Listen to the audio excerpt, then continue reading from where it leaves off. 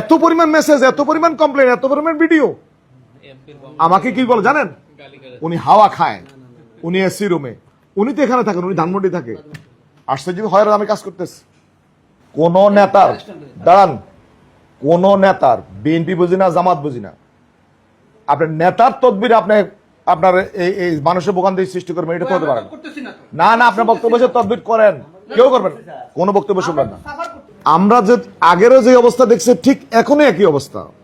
DC সাহেব বলছেন আমি এই পর্যন্ত আমার পরিসংখ্যান হচ্ছে আমি 10 জনকে ধরে নিয়ে আসছি।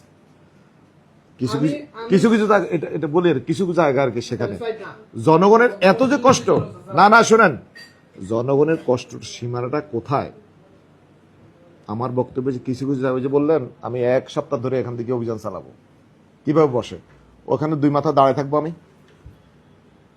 আজকে দায়িত্ব হচ্ছে আজকে 2 দিন অন্য কোনো ডিউটি নাই, সারা দিন এখানে ডিউটি 2 মাথা। এর পর কোন বাপের ছেলে দাঁড়ায়? আমি শেষ করি না ভাই, আপনার অনেক অভিজ্ঞতা আছে, কিন্তু এই জায়গায় কি হচ্ছে আমি বুঝতেছি না। এত পরিমাণ মেসেজ, এত পরিমাণ কমপ্লেন, এত পরিমাণ ভিডিও। আমাকে কি বলে জানেন? উনি হাওয়া খায়, উনি এসি রুমে, উনি তো এখানে থাকেন, উনি ধানমন্ডি থাকে। আশ্চর্য হয় আমি কাজ করতেছি। আমাকে অ্যাড করার দরকার নেই। আমি বলি আপনাদের অভিজ্ঞতার আলোকে কথা বলবেন। আমার কথা হচ্ছে এর পরে বিকল্প কি আছে সে কথা বলছি আমি। আপনি যেটা বলছেন সেখানে একটা ব্রিজ হইতে আছে, এখন এসে ডিজাইনের মধ্যে আছে। আমি প্রথম এসে সকল নির্বাহীদের নিয়ে বসছি, আমি বলছি যে আমার এই 5 বছর যদি একটা ব্রিজ করি আমি, তাহলে হাজিনগর এই ব্রিজটা হবে। স্যার ইন্টারভিউতে শুরু করছে তো, স্যার এই পর্যায়ে আসি। কোথায় আছো তোমরা? স্যার এস্টিমেট হয়ে গেছে, সর্বশেষ ফোন হচ্ছে স্যার অলরেডি ডিজাইন হয়ে গেছে, এখন সয়েল টেস্ট হইতেছে। আমার বক্তব্য হচ্ছে জনগণ তো ধৈর্য হারা, আমাদের তো প্রবলেম আছে, আমরা একটু সময় দিচ্ছি না। একটা ব্রিজ কি বা একদিনের মধ্যে হয়ে যায়, 1 সপ্তাহ হয়ে যায়, 1 মাস হয়ে যায়।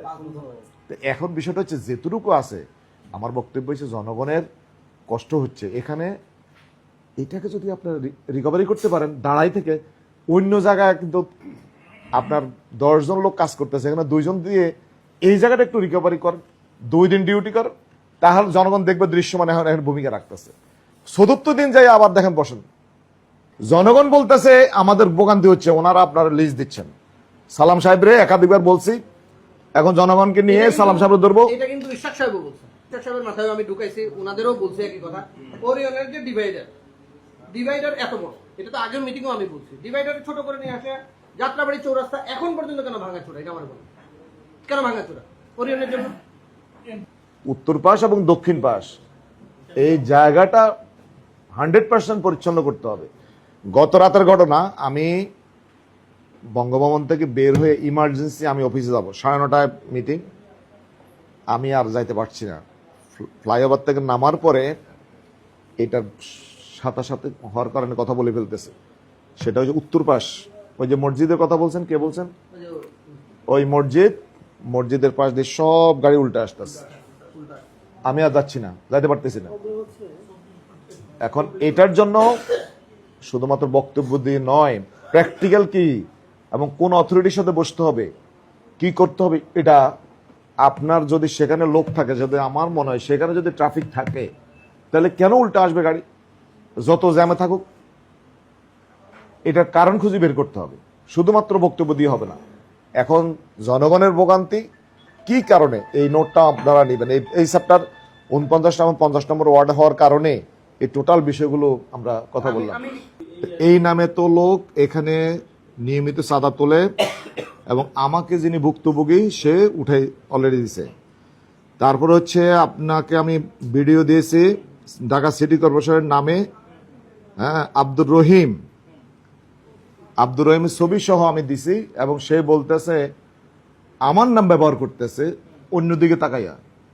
আচ্ছা, এটা না যত পয়েন্ট দিছি শুনেন 3 জন ব্যক্তিকে মেনশন করি, আপনি 1 নাম্বার, আর হিসেবে 2 জন 3 জন ওসি, যেই কপি আপনি মনে করবেন সেই কপি ওসিরাও পাচ্ছে। না না, এটা উনি বলুক, আপনার কাছে নাই তো? না না, এটা আপনার কাছে উনি বলুক, এটার কি করলেন বলেন।